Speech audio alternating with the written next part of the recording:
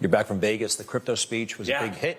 And I know a lot of smart people love crypto. I know some smart people actually have reservations about it. Sure. For our audience, can you just kind of make the case for crypto and people who have, concerns and quite frankly don't even understand it? There are a lot of folks out there. I know a lot of people own it, but yeah, of course. So look, I'm an owner of Bitcoin here, but I'm also the vice president of the United States. So I want to be careful, but I think the core value proposition of cryptocurrency is that it's a way of transacting and a way of storing value in a modern digital age. Look, 100 years ago, if you wanted to go and buy something, you put a dollar bill on the table, you put a gold coin on the table. The value proposition of Bitcoin is that it can serve the same function, but in a digital age, a way that's secure, that's safer from fraud, that allows people to buy and sell and store value, but in a way that's consistent with the modern technological age that we live in. Now, having said that, I fully accept there are risks to all of these things. There are always risks to new technologies.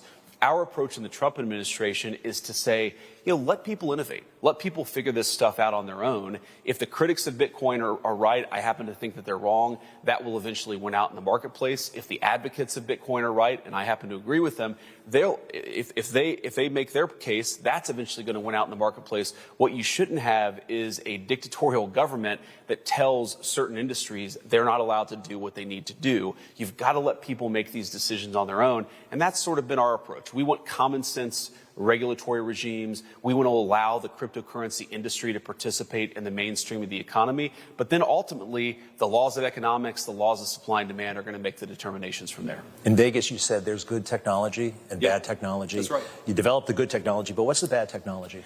Well, look, I really worry about, I'm a father of a 7, a 5, and a 3-year-old. I really worry about social media, the way that it kind of, in some ways, it connects us to people. That's good.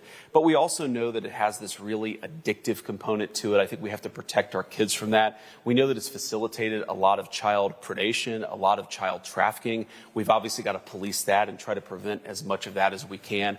I didn't think that all technology sort of has a good side and a bad side. It's in some ways the task of government to ensure that you try to facilitate as much of the socially useful stuff as possible, but when it trends into illegal stuff or predatory stuff, consumer fraud, right? That's the stuff that we really got to protect.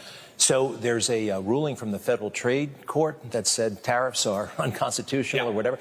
This is not some crazy judge. This is more formidable than that.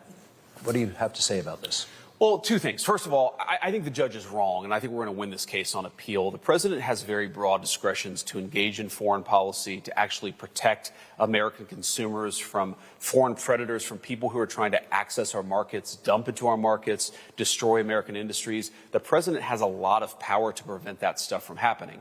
Now, this court decision, I think, is really based on a legal technicality. And so, my second point is the president also has broad discretion to deal with this stuff. So even if you somehow, had this legal technicality hold up in court, I think there are a lot of ways in which the president of the United States can protect American workers and protect American workers from these very, very unfair trade practices. And I think it's important, Greg, to say, okay, what does this mean for the American people? We believe, and we're right, that we are in an emergency. You've seen foreign governments, sometimes our adversaries, threaten the American people with the loss of critical supplies. I'm not talking about toys, plastic toys. I'm talking about pharmaceutical ingredients. I'm talking about the critical pieces of the manufacturing supply chain. If these governments are threatening to cut us off from that stuff, that is by definition a national emergency. And in that national emergency, the president has very broad discretion to fight back, to bring American industry back home, and to make American consumers protected and much safer. That's all he's trying to do. So whatever this court has said, I think the president has the authority to do his job. We're going to keep on fighting the court cases. We're also going to keep on doing the work for the American people. When Joe Biden was president, Judge Ludig came out and publicly said that Donald Trump and his supporters are a clear and present danger to American democracy. Yep. Liz Cheney said he's the greatest threat to our democracy. Just crazy over the top stuff. Sure. My question to you, and I asked President Trump about this, they seem to be authorizing, quite frankly, morally and legally, something really awful to happen to President Trump and you. I'd like your reaction to that, because that seems like very, very dangerous. I don't think it's been sufficiently addressed. And is the deep state trying to sabotage this administration things that we can't see that you're probably privy to? I mean, it's a big government, and there's a lot of ways they can trip up your agenda. Well, when you talk about Michael Luttig or Liz Cheney calling Donald Trump a threat to democracy, he won a massive electoral mandate. And so it's always interesting to me, these people say that we are threats to democracy. What they mean by a threat to democracy is apparently when the American people vote for somebody they don't like. That's not a threat to democracy. Whether you like or dislike the president the people elected, that is the fulfillment of democracy when that president tries to do what he needs to do.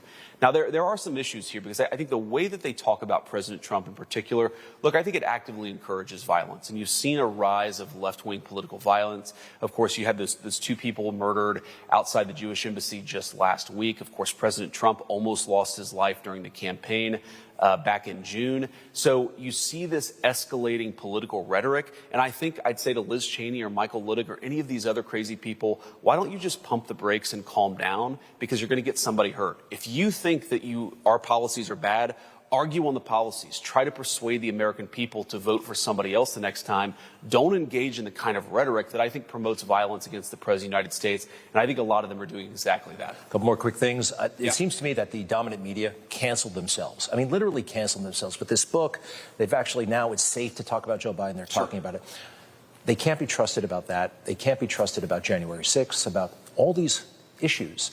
And I feel like there should be a major pivot point away from dominant media that, I don't know, it seems like business as usual. This was a big, big deal, a big revelation. Well, we already knew it, but, you know. I think we're seeing that pivot away from traditional media. I mean, I'd love to see the media reform. I'm not sure if they're psychologically capable of doing it, Greg. But, I mean, look, your network taking off is a big evidence of this. You see the creation of this massive podcast ecosystem. People are tuning out traditional media. As you know, they've got a lower approval rating traditional media does than Congress, which is actually a very hard thing to do. It's almost a skill in and of itself to have a lower approval rating than Congress, but somehow CBS and NBC and ABC have managed to do it. But look, I think these things tend to happen gradually. You're going to see the rise of alternative media. It's already happening. It's going to accelerate in the years to come. What's life like in the observatory? You have a special residence that vice presidents didn't always have. Yes. No, I'm very grateful to the American people for that house because it's a beautiful house. And importantly, for our 3 kids, it's actually a very private place for them to grow up. They can go outside and play. They can ride their bikes. They can play soccer and baseball. We really love it there, and I'm very grateful that I get to live there the next few years. 2 more quick things. Whistleblowers. The left seems to, they have a whistleblower on their hands. They're going to give them a podcast. They're going to facilitate their run for Congress, all that kind of stuff. On the right, the FBI whistleblowers are going to food pantries and stuff like that. Sure. Should there be something in our culture to do more for those people who kind of stick their necks out? I mean, maybe we can't. Maybe that's a sign that it's deliberate and it's corrupt and it's political what they do. But do you know what I mean? I do know what you mean. But Greg, I think that, first of all, people have to have a little patience here because some of these investigations take a long time to actually figure themselves out. And you've got to let the facts and the law drive this stuff. Anytime that you engage in political persecution, you're engaging in the left's game, and the courts are by and large going to throw that out. I think that you're seeing a lot of what Pam Bondi and Kash Patel is doing. They are looking into a lot of the malfeasance of the last administration. They're looking into illegal conduct. They're looking into, what these whistleblowers have identified as bad things. But they're investigating as they should. And I think being deliberate about this is the way that we make sure that when we uncover wrongdoing, we're actually able to prosecute it. Very quickly, daily routine. What time do you wake up? What do you have for breakfast? Do you work out? I mean, Yeah. So I tend to wake up pretty early. We got 3 kids. And so I'll tend to wake up around 6 o'clock, take a shower, get the kids to school. And then we try to either walk or run with our dog. And then I'll try to be in the office pretty early. And then, it just depends on what happens in the West Wing. Sometimes you're traveling. Sometimes, you're in the West Wing all night. Sometimes it's pretty simple. You get to go home and have dinner with your kids. It's very dependent on what's going on in the world. And it's one of the things that's very cool about this job is that really, you are the last line of defense on some of these things. If a hot spot explodes, God forbid, somewhere in the world, it's very often me or the president or somebody else in the West Wing who's getting that call to deal with it. Do you have a favorite predecessor? You have 50 vice presidents. I think you're the 50th. Do you have a favorite? I'd probably, I guess the easy answer is John Adams, the first vice president. I think a guy who in a lot of ways was a true statesman who recognized, if you look at what John Adams said, he recognized there was a very deep connection between the morality of the American people, between the Christian principles the country was founded on and the constitutional order itself. I think he was a guy who thought very deeply about the connection between the character and the nature of the American people and the constitutional republic they had set up. You can't have one without the other. And I think he's probably the guy that I look to the most, certainly the most inspiring and thoughtful vice president. Last thing, the political pros I talk to say you are the most powerful vice president ever. And I don't know about that. And also that you have the greatest chance to get the nomination. It's not even close. The fundraising apparatus, the political machine, like, it's yours. And they've never seen anything like it. Is that true, their assessment? Yeah, I have no idea, Greg. I mean, my attitude on this is, first of all, anything that I'm able to do because the president empowers me to do it on his behalf. If you look at the role of the vice president in the Constitution, it's not very well defined. It's very much dependent on the president. And so if I'm able to do good things, it's because the president has trust in me. That's a great honor. And again, I just try to do the best job that I can. On the politics, man, I'm much more worried about the midterms than I am about anything in 2028. And I'm much more worried about what's going to happen next month than I am the midterm elections of next year. So my attitude is I focus on this job. I try to do as good of a job as I can. The politics will figure itself out. Vice President J.D. Vance, thank you. Good to see you, Greg. Very, very Thanks, much. man. Thank you. Yep. Information. Truth is freedom.